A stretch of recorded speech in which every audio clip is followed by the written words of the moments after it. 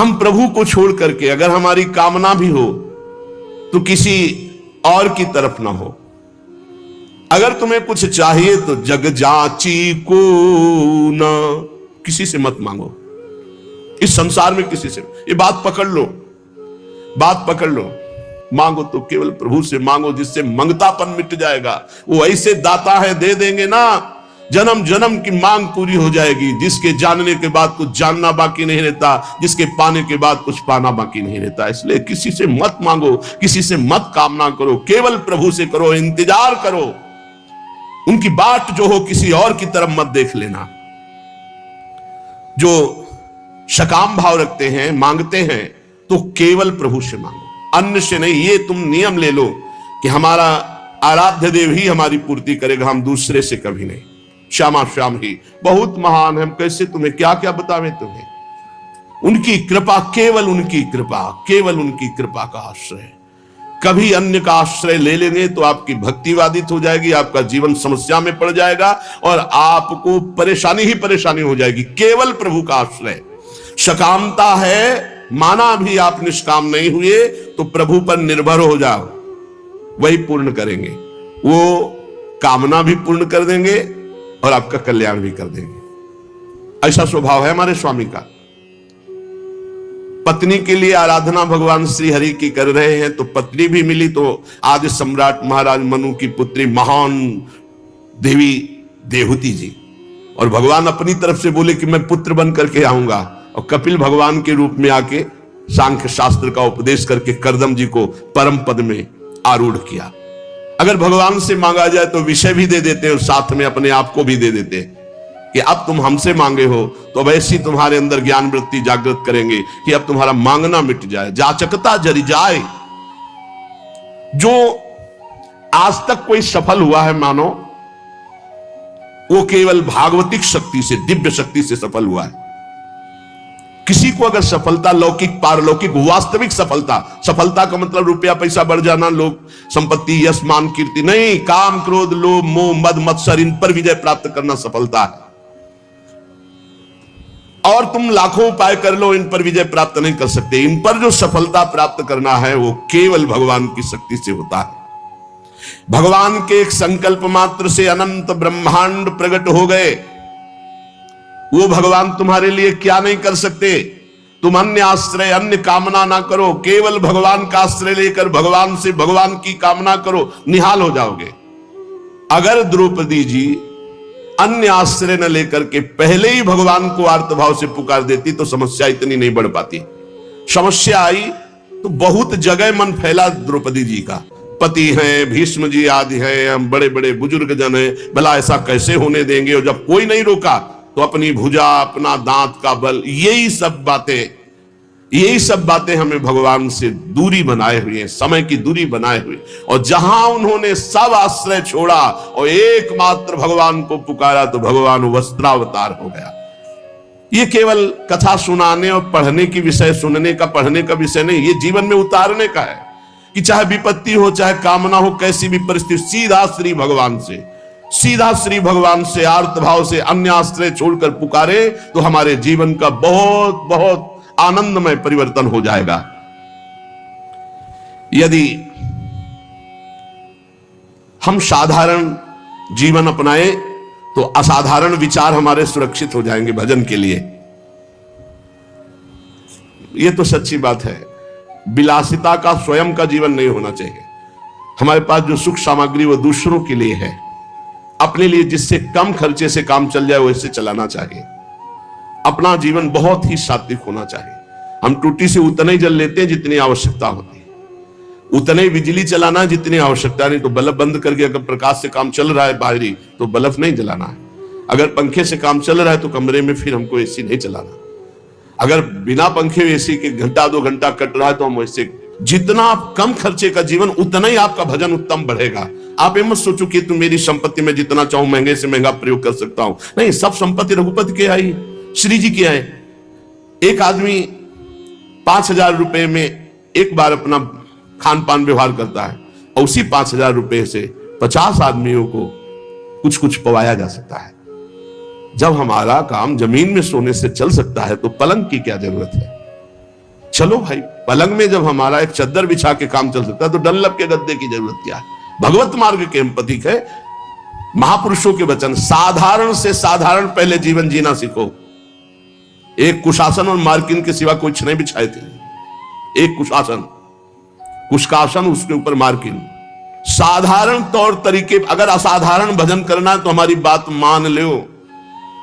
जितना रजोगुण बनवाओगे, जितना रजोगुण एकत्रित करोगे, उतने ही तुम्हारे भजन में बाधक होगी। मरोगे तो भाई शरीर भी नष्ट होगा तुम्हारा और मकान भी दूसरे के हाथ लगेगा। काहे को समय बर्बाद कर रहे हो। अगर साधारण जीवन व्यतीत करते तो रोना आता, प्रभु मुझ गरीब, मुझ दीन पर कृपा कर दो। भगवान की प्राप्ति के लिए जबरदस्ती अपने राज्य को, अपने पुत्र को देकर के महाराज मनु हरिताप गवन बन की ना, आप वृंदावन आए हो, बहुत दैन्यता से जियो, आपके पास अर्थ है। और भूखे प्यासे ऐसे लोगों को पवाओ, दूसरों की सेवा में लगाओ, संत सेवा, भगवंत सेवा। श्री जी को सुंदर सुंदर पोशाक, श्री जी को भोग लगा के बांट देना, उत्तम भोग लगाए, मोर मरकट को सेवा। अपने लिए बहुत साधारण, साधारण मार्किन, साधारण कपड़ा ओढ़ ले, साधारण से जीवन, तभी असाधारण भजन होगा। जितना आप अधिक खर्च करेंगे अपने शरीर के ऊपर, साधक बहुत ध्यान से सुने, चाहे गृहस्थ हो, चाहे आपका पैसा नहीं है, वो भगवान का है। आप उचित अपने ऊपर खर्चा करें, परिवार के सुख में लगावें, संसार के सुख में लगावें, गौ सेवा, संत सेवा, भगवत सेवा, अन्य में, अपने जीवन में बहुत कम खर्चा। आप अपने समय को अधिक से अधिक बचाकर भजन में लगाएं। यदि आपके पास बहुत अच्छी धन राशि आ चुकी है तो आपको अब ज्यादा जरूरत नहीं है, तो आप उसे लोक सेवा, भगवत सेवा में लगाते हुए हर समय भजन में लगिए। ज्यादा फैलाओ मत फैलाइए। सच्ची कहते, बहुत सावधानी की जरूरत, बहुत सावधानी। अरे चाहे आप जितना 3.5 हाथ का शरीर तुम्हारे हाथ से, उसको किसी एक कोने में पड़े रहना है। मार केवल बवाल रचे हो, अहंकार पुष्टता, मार रजोगुण की पुष्टता। हाँ, इस दरवाजा इसका आना चाहिए अमुक प्रदेश से, तो खिड़की इसकी अमुक प्रदेश की होनी चाहिए, तो लिफ्ट अमुक कंपनी की होनी चाहिए, वस्तु अमुक कंपनी। बड़ा दिमाग किसी में मर गए, कंपनी सब लगाए, ऐसे बड़े बड़े भवन बने हुए, महल बने हुए, कबूतर हग रहे, रहने वाला कोई नहीं। पुरानी बिल्डिंगें देखो जो राजा महाराजाओं की, तुम्हारी तो क्या। ये प्रमादी स्वभाव हटाइए, भजन के बहाने सुख भोगने की आदत छोड़िए तो परमात्मा प्राप्ति जल्दी हो जाए। डट करके सब झंझटों से निपट करके भजन करो।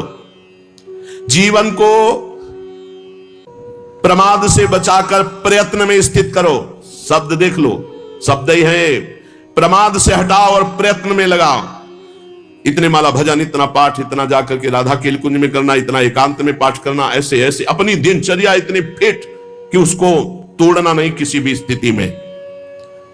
परमात्मा को भुला देने वाले सामग्री, विषयों, इन सबको हटा दो। अभी लगन नहीं लगी, इसलिए जहां तुम्हारा वास है वहां कोई भी ज्यादा भगवत विमुख करने वाली वस्तुएं अच्छी नहीं होनी चाहिए। बात ध्यान रख लो। जहां वास कर रहे हैं पूरे में राधा राधा राधा राधा राधा राधा राधा, गुरुदेव राधा वल्लभ, गुरुदेव राधा वल्लभ। जहां दृष्टि, उनकी पोशाक, उनकी माला, उनकी, बस एक आसन शयन के लिए, एक आसन बैठने के लिए, बस। आधुनिकता का जितना दर्शन होगा, रजोगुण बढ़ेगा, भजन हटेगा। मान लीजिए, बहुत सावधान रहिए। वृंदावन है, वृंदावन की थोड़ा तो रहनी रखो। राधा राधा राधा राधा। यार कभी ऐसा भी करो ना कि एक टाट बिछा के सो, हाथ की तकिया, रज के पात्र रखे हुए कमरे में, उसमें भोजन प्रसाद पाया, टाट बिछा हुआ है, हाथ की तकिया में सो गए, नहा लिया, अपनी दिनचर्या में कुछ खर्चा नहीं, एक छोटे से पंखे से काम चला ले। अगर आजकल इतनी बिल्डिंगें बन रही कि वायु बाहर की नहीं मिल, शरीर को जैसे रखो वैसे रहेगा। शरीर को जैसे रखो, वर्षों कभी बिजली नहीं रखी यही हित धाम में कटवा के, जैसे रखो। थोड़ी देर पसीना पसीना, जितनी नींद आनी आनी, उठ के बैठ गए, फिर मंत्र जो हमको सोने के लिए है। नींद को जितना आना आ जाए, ना ना ना, राधा राधा आज नहीं आई तो कल आ जाएगी, कल नहीं तो परसों आ जाएगी। भजन तो हमारा हो रहा है। भगवान का आश्रय समस्त शक्तियों को जागृत कर देता है, भोगों का आश्रय समस्त शक्तियों को ढक देता है। इस बात को समझिए। बहुत दुर्भाग्य है जो हमें सुविधा अच्छी लगे, बहुत दुर्भाग्य है, सच्ची माने। अंदर की स्थिति को तुम नहीं जानोगे, बाहर की बातें देखते हो। बड़ा दुर्भाग्य है जब सुविधा में भजन किया जाए, बड़ा सौभाग्य है जब असुविधा में भजन होता है। जो असुविधा में भजन किया महापुरुषों ने, वो सुविधा में, वो तो सुविधा भ्रम है, सुविधा भ्रम है। देखो, पूज्य श्री रघुनाथ दास गोस्वामी जी के पिता ने रसोईया, रुपया, सब व्यवस्था, सेवक जन भेजे कि अब जब जगन्नाथपुरी में ही रहेगा बेटा बाबा जी बन के, तो सारी सुविधाएं। अपने आप वैरागी को कोई शिक्षा नहीं देनी होती। 1-2 दिन भोग बनाया, महाप्रभु चैतन्य देव को पवाया, फिर कहा कि जब हम भगवत मार्ग में चले तो मेरे प्रभु के द्वारा मेरा भरण पोषण होना चाहिए, ये पिता के द्वारा वैभव का नहीं। वापस कर दिया। और जगन्नाथ जी के सिंहपौर पर जो भिक्षुक जन है उनके बीच में खड़े हो गए। तो भिक्षुक जनों का तो अभ्यास था, दौड़ दौड़ के आगे लेते, वो गंभीरता से खड़े रहते, जब कोई उनकी तरफ देख कर दे देता तो वही पा लेते, नहीं रात दिन भजन करते। इस वृत्ति को भी ठीक नहीं समझा। फिर एक अन्य क्षेत्र से थोड़ा अन्य, इस वृत्ति को भी सुविधाजनक समझा। रात्रि में जो प्रसाद फेंक दिया जाता, गौएं भी नहीं पाती, वो उठाकर धोकर फिर पाते, रात दिन नाम जप।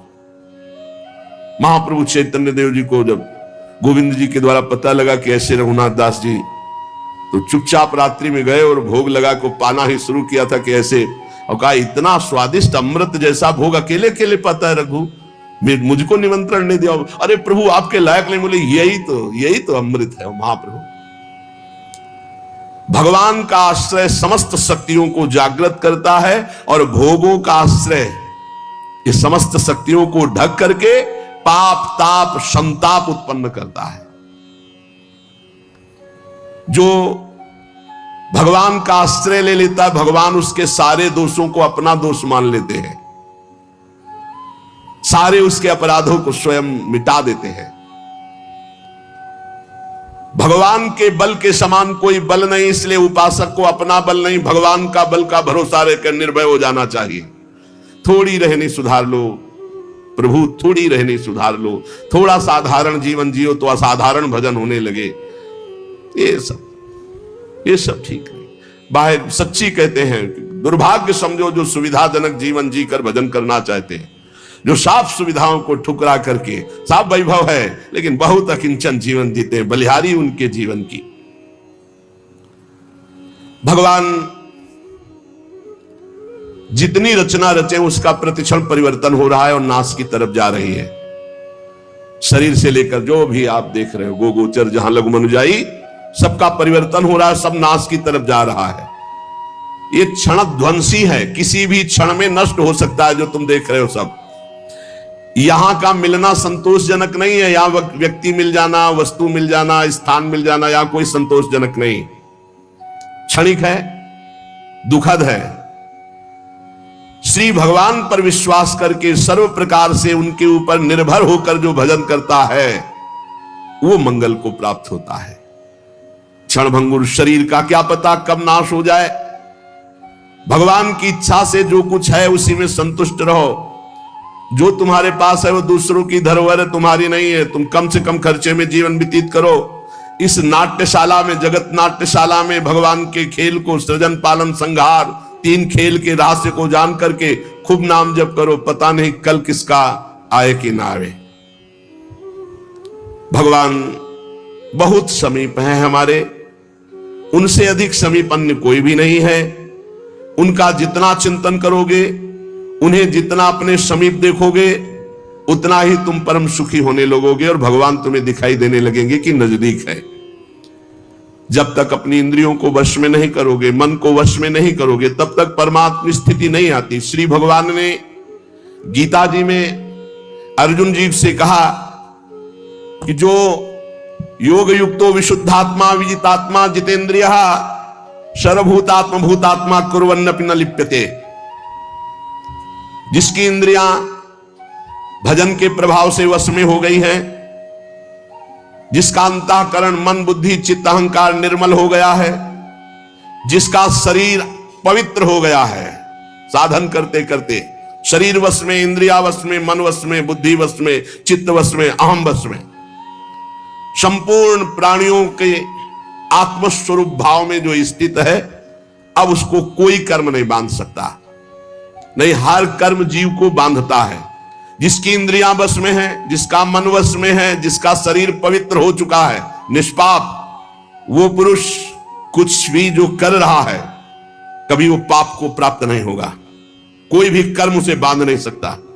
इसी को तो जीवन मुक्तता कहते हैं। अब हमको चूकना नहीं चाहिए, बहुत बढ़िया अवसर मिल गया है। शरीर के ढांचे का कुछ पता नहीं है कि ये कब कैसे गिरकर नष्ट हो जाए, कब कौन सा रूप ले ले मृत्यु और हमारे शरीर को नष्ट कर दे। हम बड़ी कामना से बड़े सुंदर सुंदर मनोरथ करते हैं, मकान बनाते हैं, रुपया पैसा जमा करते, खूब खाएंगे, मौज से रहेंगे, और पता नहीं उसमें प्रवेश हो कि ना हो, पता नहीं उसमें कितने दिन रह पाए, क्योंकि इस ढांचे का कोई भरोसा नहीं है, ये कभी भी गिर सकता है। प्रतिक्षण मृत्यु कहीं और दूर नहीं, आपके सिर पर सवार है। ये दिमाग में बैठा लिए, मृत्यु को कहीं दूर से सवारी से नहीं आना, वो आपके सिर पर सवार है। सर्वतो भावेन, तैयार रहो मृत्यु के लिए। तैयारी क्या है? नाम जप, हर समय नाम जप। आप तैयार हैं। जो पहले से तैयार न थे, पछता पछता कर चले गए, हम तुम सबको जाना है, जाने की तैयारी कर लो। रहे न रावण समभिमानी, हिरण्याकश्यप संवरदानी। हम तुम सबको जाना है, जाने की तैयारी कर लो। जो पहले से तैयार न थे, पछता पछता कर चले गए। प्रतिक्षण मृत्यु सर पर सवार है। सर्वतो भावेन, मृत्यु के लिए तैयार हो जाओ। मृत्यु जीवन का अंत करेगी ही तुम्हारे, जीव का नहीं, जीव का नहीं, जीवन का। इससे जितना भजन कर लोगे तो तुम अपने स्वरूप का रहस्य जान जाओगे। मृत्यु शरीर को नष्ट करती, तुम्हें नहीं। यदि ये ज्ञान प्रबल जागृत हो गया तो मृत्यु की मृत्यु हो गई, निर्भय हो जाओगे। यदि ये बात ना हो तो प्रभु की शरण में हो जाओ तो निर्भय कर देंगे। एक ऐसी भूमा स्थिति जागृत हो जाएगी जहां मृत्यु का कोई भय नहीं है।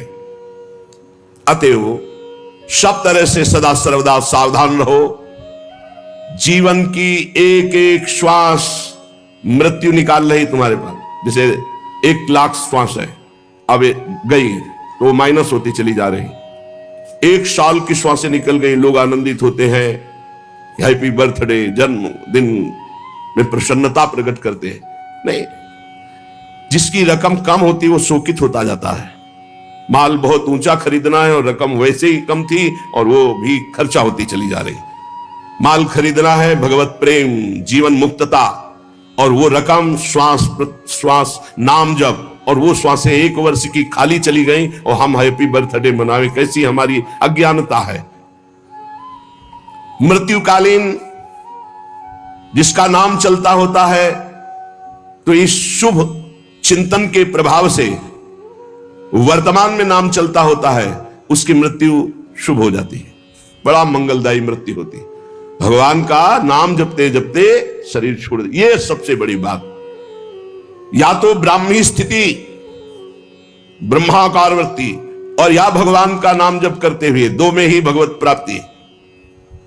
इससे मृत्यु को सदा पहचानो कि मेरे सिर पर सवार कभी भी हो सकती, घटना प्रतिघटना कभी कुछ भी हो सकता है। शरीर पता नहीं रहे कि ना रहे, इसलिए राधा राधा राधा राधा। भगवत स्मृति प्रतिपल यदि है तो घबराहट नहीं होगी, भय नहीं होगा, बड़े आराम से शरीर छूटेगा। शरीर तो छूटना ही है और बड़े आराम की व्यवस्था में पहुंच जाओगे जहां श्यामा श्याम परमानंद बरस रहा है। इस क्षणभंगुर शरीर में भजन ही सार्थक है। जितना भजन कर लोगे उतना ही सार्थक जीवन जाएगा। पर कामनाओं के कारण भजन नहीं हो पाता। जिसने समय रूपी संपत्ति पर महत्ता दे दी वो महान बन गया। ये कामनाएं हमारे समय को भगवान से विमुख करके नष्ट कर रही है। अरे भाई, कल्प 2 कल्प वाला शरीर तो है नहीं। 100 वर्ष और आजकल का जो खान पान और रहनी है, आजकल के जो आचरण है, वो अकाले मृत्यु में पहुंचा देते हैं। 70-80 तक तो पहुंचना मुश्किल हो रहा है। अब इतने रोग चल गए हैं, नौजवान हैं, high blood pressure, low blood pressure, 500 sugar, ये वो, मतलब मृत्यु बिल्कुल पूरी व्यवस्था की है। ये कामनाएं हमको भगवान से विमुख किए हुए हैं।